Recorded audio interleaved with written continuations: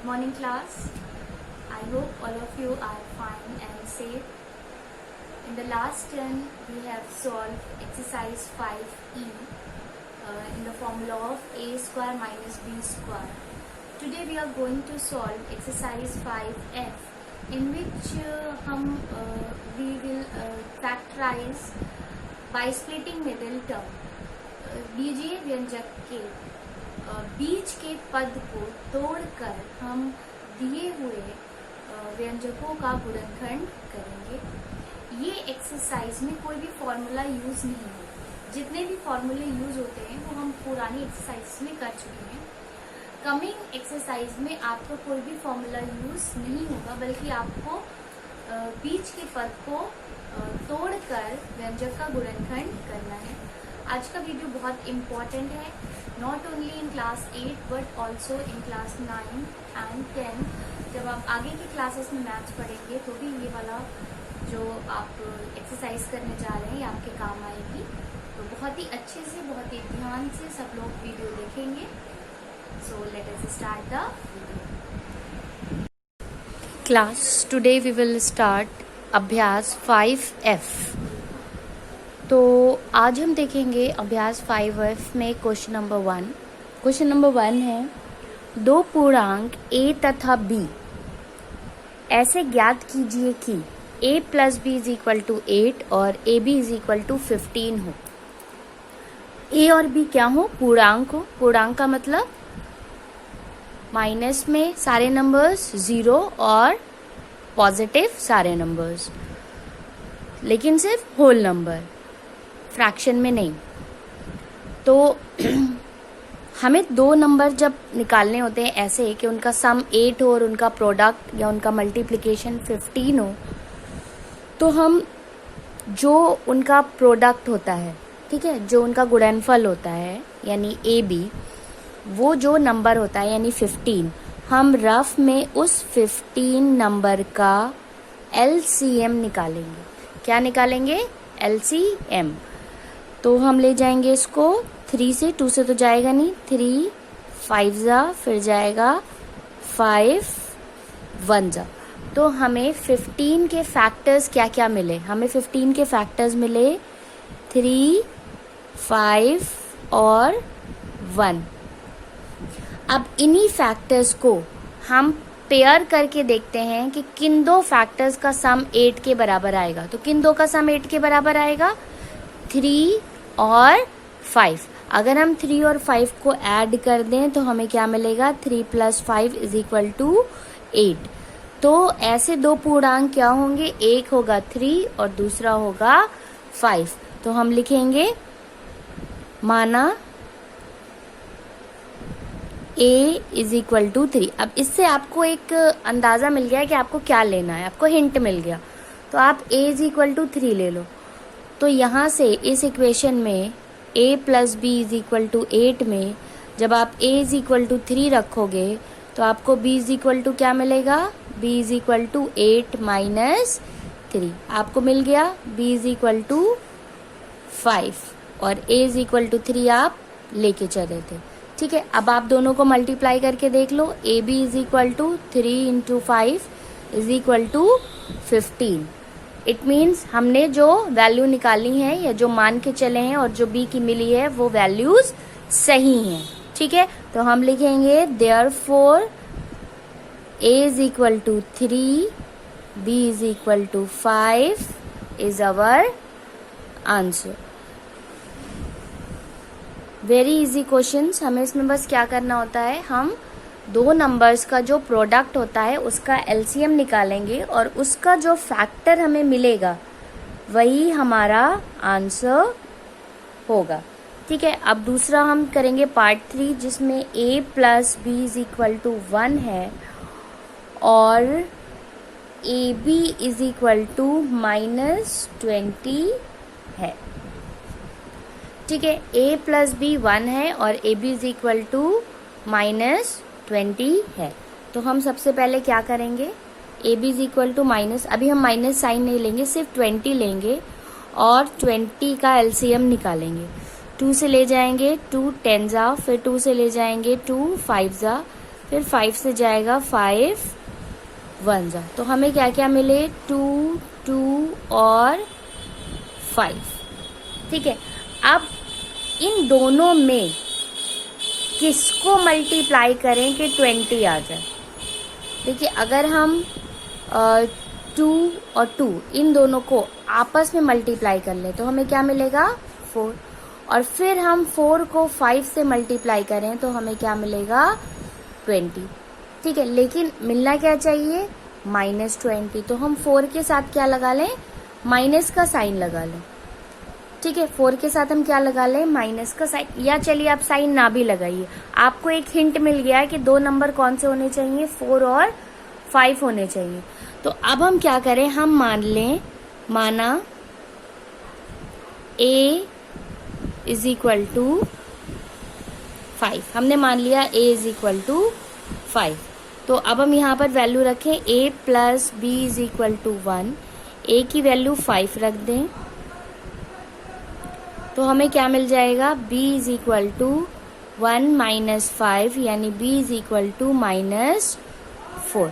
तो हमें क्या मिल गया, जब हमने a इज इक्वल टू 5 माना तो हमें b की वैल्यू क्या मिल गई, -4।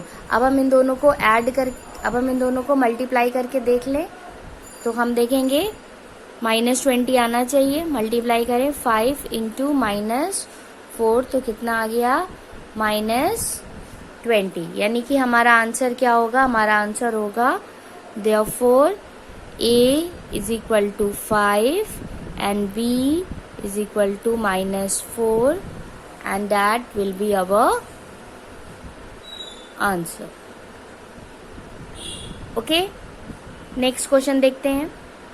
तो नेक्स्ट क्वेश्चन है हमारा a plus B is equal to -5 और A B is equal to 4। तो अब हमें क्या मिला 4, तो 4 के फैक्टर्स एलसीएम लेंगे, 2 2 जा 2 1 जा, तो हमें कौन कौन से फैक्टर्स मिले 2 2 और 1।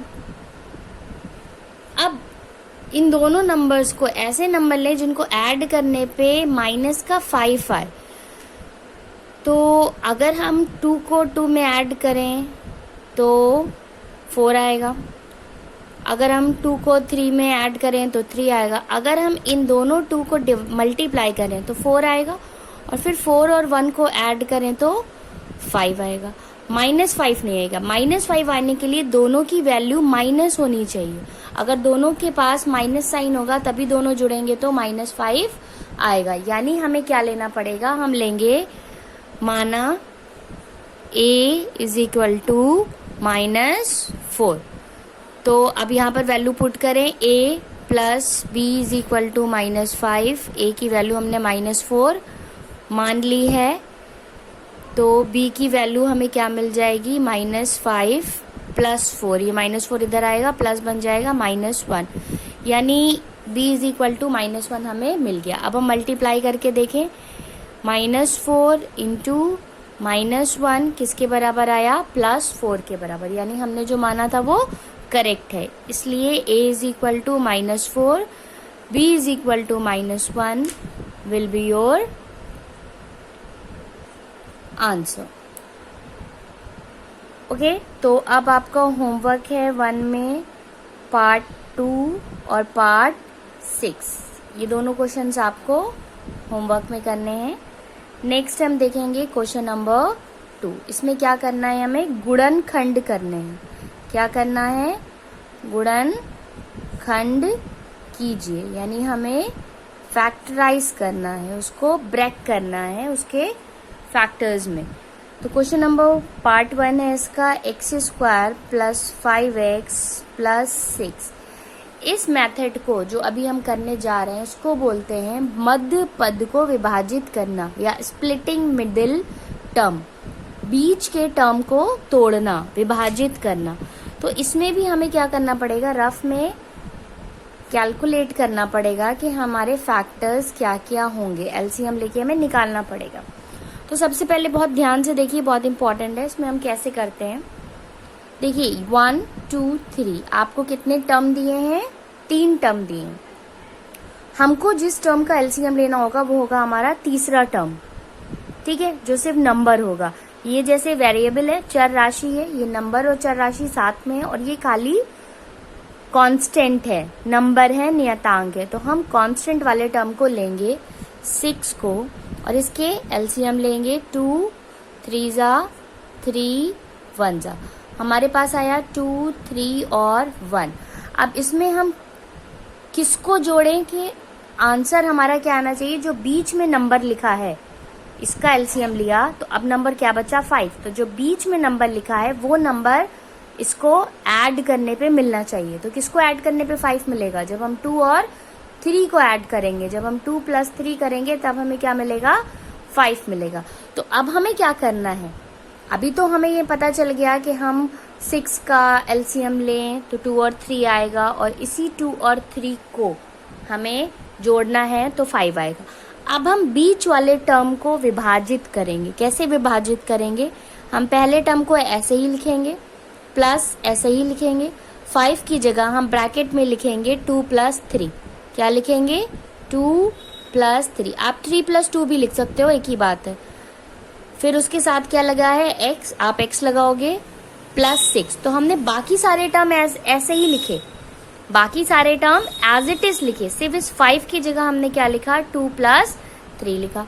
अब हम इसको ओपन करेंगे तो ये क्या हो जाएगा? x² प्लस मल्टीप्लाई होगा 2x + 3x + 6। तो पहले हमने 5 की जगह 5 को तोड़ा, डिवाइड किया 2 + 3 में, फिर ब्रैकेट को ओपन किया। अब हम 2 की पेयरिंग बनाएंगे। 2 की पेयरिंग का मतलब हम सिर्फ अभी x² + 2x को देखेंगे, हम इस 3x + 6 को नहीं देखेंगे। इन 2 की पेयरिंग बनाएंगे। इन दोनों में कौन सा टर्म, कौन सी चीज कॉमन है? देखिए, इसके पास भी x है, इसके पास भी x है, तो इन दोनों में क्या कॉमन है? x कॉमन है। कॉमन हम बाहर ले लेंगे विद इन ब्रैकेट।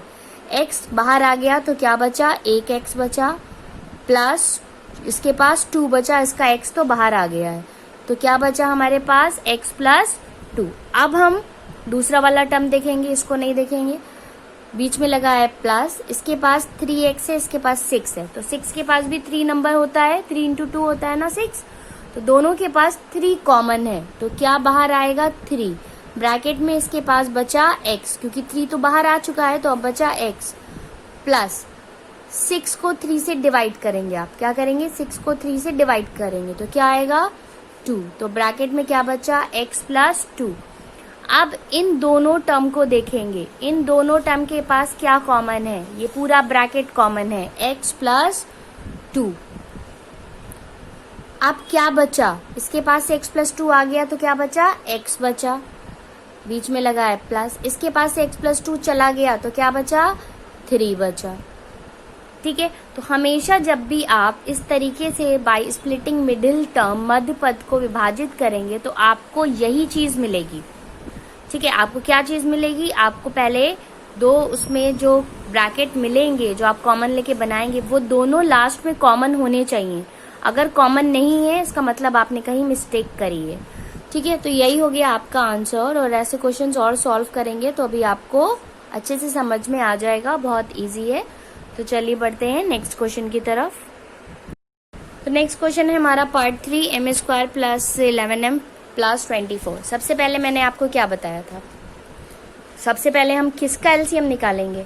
m² का, 11 का कि 24 का? हम एलसीएम निकालेंगे 24 का। इसके साथ वेरिएबल है, इसके साथ भी वेरिएबल है, चर राशि है, इसके साथ नहीं है, ये कांस्टेंट है, तो हम सिर्फ कांस्टेंट वाला टर्म लेंगे 24 और इसका एलसीएम निकालेंगे। 2 12 जा, 2 6 जा, 2 3 जा, 3 1 जा। तो हमारे फैक्टर्स आए 2 2 2 और 3। इसमें किसको जोड़ने पर 11 आएगा? किसको जोड़ने पर 11 आएगा? तो हम क्या करेंगे? आपस में फैक्टर्स को मल्टीप्लाई करेंगे। 2 2 जा 4 और 3 2 जा 6, तो 4 और 6 तो 10 आता है, नहीं होगा। अब हम 2 इन तीनों को आपस में मल्टीप्लाई कर लेंगे। 2 2 जा 4, 4 2 जा 8, 8 + 3 इज 11, आ गया हमारा 11। ठीक है, पहले हमने 2 और 2 को मल्टीप्लाई किया तो 2 2 जा 4, फिर हमने 3 और 2 को मल्टीप्लाई किया 6, 6 और 4 को जोड़ा तो 10 ही आ रहा था, तो वो नहीं होगा। फिर हम तीनों को मल्टीप्लाई कर लेंगे, 2 2 4, 4 2 8, और 8 को 3 में जोड़ेंगे तो 11 आ गया। जैसे ही 11 आ गया, अब हमें क्या करना है, 11 की जगह 8 प्लस 3 लिखना है। तो हम क्या करेंगे, एम स्क्वायर ऐसे ही लिखेंगे, प्लस 11 की जगह 8 प्लस 3 लिखेंगे।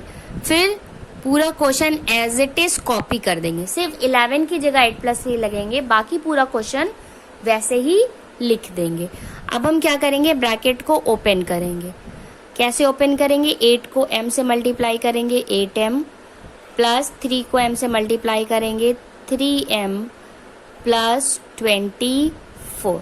फिर मैंने आपको क्या बताया था, हम इसको नहीं देखेंगे, सिर्फ इन दोनों को देखेंगे। तो m स्क्वायर और 8m में क्या कॉमन है, m कॉमन है। ब्रैकेट में क्या बचेगा, m, 2m थे, m स्क्वायर का मतलब m इंटू m, तो एक m कॉमन आ गया तो क्या बचा, एक m बचा, बीच में प्लस 8m के पास से इसका m चला गया, क्या बचा 8, तो बचा m प्लस 8।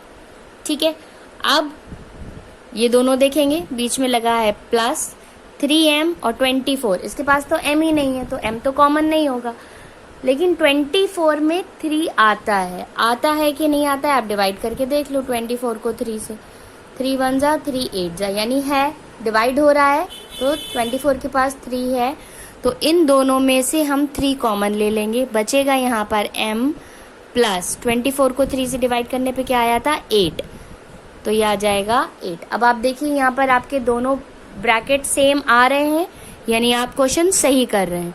तो कॉमन आएगा m प्लस 8, और क्या बचेगा, m प्लस 8 चला गया इसके पास, m बचा, प्लस इसके पास से m प्लस 8 चला गया, बचा 3। तो आंसर आएगा आपका m प्लस 8 और m प्लस 3, और यही आपके इसके गुणनखंड होंगे। ओके, वेरी इजी, आप बहुत अच्छे से 1-2 बार समझेंगे, आपको समझ में आ जाएगा। चलिए क्वेश्चन और देखते हैं। क्वेश्चन नंबर है 5, पार्ट 5। तो यहाँ पर हमें दिया है a square plus 3a minus 10, तो कांस्टेंट क्या है, 10 है। 10 का हम क्या लेंगे, एलसीएम, 2 5 जा 5 1 जा। अब आप देखें, 10 के पहले प्लस नहीं लगाए, माइनस लगाए, यानी कि ये जो बीच वाला नंबर है ये क्या करने पे आएगा, माइनस करने पे आएगा। ये आपको बहुत अच्छे से ध्यान देना है। देखिए यहाँ पे प्लस लगा था तो ये प्लस करने पे आया था। इससे पहले वाले क्वेश्चन में देखिए यहाँ पर भी प्लस लगा था, +6, तो यहाँ पर भी प्लस करने पे आया था, लेकिन यहाँ पर माइनस लगा है, यानी यहाँ पर ये जो 2 नंबर आए हैं वो माइनस करने पे 3 देंगे। ठीक है, कभी भी प्लस करने पे नहीं देंगे। तो आपके पास है 5 और 2, तो आप 5 में से 2 माइनस करेंगे तो आपको क्या मिलेगा, 3 मिलेगा। तो अब आप 3 की जगह पे क्या लिखेंगे, आप 3 की जगह पे लिखेंगे 5 माइनस 2। बाकी पूरा क्वेश्चन एज इट इज आप कॉपी कर लेंगे। फिर आप क्या करेंगे, a square plus bracket open करेंगे 5a माइनस 2a माइनस 10। अब आप इसको नहीं देखेंगे, इन दोनों को देखेंगे। इन दोनों में, दोनों के पास a है, ब्रैकेट में बचेगा a प्लस 5। इन दोनों के पास माइनस b है, दोनों के पास माइनस है तो माइनस भी कॉमन आएगा। 10 को 2 से डिवाइड करें तो क्या मिलता है, 5। तो इन दोनों के पास 2 कॉमन है तो 2 कॉमन ले लिया, ब्रैकेट में बचा। अब -2 तो बाहर आ चुका है तो बचा सिर्फ a, और माइनस बाहर आपने कॉमन ले लिया है तो माइनस चला गया तो बचा प्लस, और 10 को 2 से डिवाइड करने पे बचा 5, तो ये आ गया a प्लस 5। जब आप माइनस कॉमन लेते हैं तो साइन बदल जाता है, प्लस हो जाता है। अब दोनों के पास क्या कॉमन है, a प्लस 5, क्या बचेगा, a माइनस 2, और यही हो जाएगा आपका answer. Okay, very easy. Next हम करते हैं पार्ट 8। 8 है 48 plus 2x minus x square. 48 plus 2x minus x square. तो सबसे पहले हम क्या करेंगे, ये थोड़ा सा क्वेश्चन फ्लिप करके लिखा है। x स्क्वायर को पहले लिखेंगे और 48 को बाद में लिखेंगे। तो हम लिखेंगे minus x square plus 2x plus 48। हमने ऐसे क्यों लिखा, क्योंकि अभी तक हमने जितने भी क्वेश्चन करे हैं उसमें कांस्टेंट वाला नंबर सबसे लास्ट में लिखा है, लेकिन यहाँ पे पहले लिखा है, तो ऐसे हम सॉल्व नहीं कर पाएंगे, इसलिए हमें अरेंज करना पड़ेगा। अब पहले वाले टर्म के साथ माइनस नहीं होना चाहिए, तो हम माइनस को कॉमन ले लेंगे। तो माइनस कॉमन लेते ही अंदर सबके साइन बदल जाएंगे। जब हम माइनस कॉमन लेते हैं तो जो माइनस होता है वो प्लस बन जाता है, जो प्लस होता है वो माइनस बन जाता है। तो ये हो जाएगा x square minus 2x minus 48। देखिए जो प्लस थे वो माइनस बन गए, जो माइनस था वो प्लस बन गया। बहुत ध्यान से देखेंगे ये क्वेश्चन। अब हम क्या करेंगे, इस कांस्टेंट 48 का एलसीएम लेंगे। तो 2 2 जा 2 4 जा, देन 2 12 जा 2 6 जा 2 3 जा 3 1 जा। अब देखिए इसके पहले साइन लगा है माइनस, तो माइनस करके क्या आएगा, 2 आएगा। तो देखिए 2 2 जा 4 4 2 जा 8 और 2 3 जा 6, यानी कि 8 और 6। 8 में से 6 अगर हम माइनस कर दे तो हमें क्या मिलेगा, 2 मिलेगा। ठीक है, तो इस 2 की जगह हम क्या लिखेंगे, इस 2 की जगह हम लिखेंगे 8 माइनस 6। बाकी सब एज इट इज कॉपी कर देंगे। अब हम ब्रैकेट ओपन करते हैं। अब हम ब्रैकेट ओपन करेंगे, माइनस 8x, ये माइनस और ये माइनस बन जाएगा प्लस, प्लस 6x माइनस 48। ठीक है, अब हम कॉमन लेंगे। क्या कॉमन आएगा इन दोनों में, x बचेगा, x माइनस 8 प्लस 6 कॉमन आएगा, बचेगा x माइनस 48 को आप 6 से डिवाइड कर लीजिए, तो 6 8 जा 48 होता है, तो आ जाएगा 8। ठीक है, अब क्या बचा, माइनस x माइनस 8 दोनों में कॉमन आ जाएगा और बचेगा x प्लस 6। ठीक है, तो क्या मिला आपको, आपको मिलेगा minus x minus 8 and x plus 6. This is your answer. Okay? इस क्वेश्चन को सब लोग एक बार बहुत अच्छे से प्रैक्टिस करेंगे। जब आप प्रैक्टिस करेंगे तो आपको बहुत अच्छे से समझ में आ जाएगा। So that is all for today. Next we will do in the next video. Have a nice day everyone.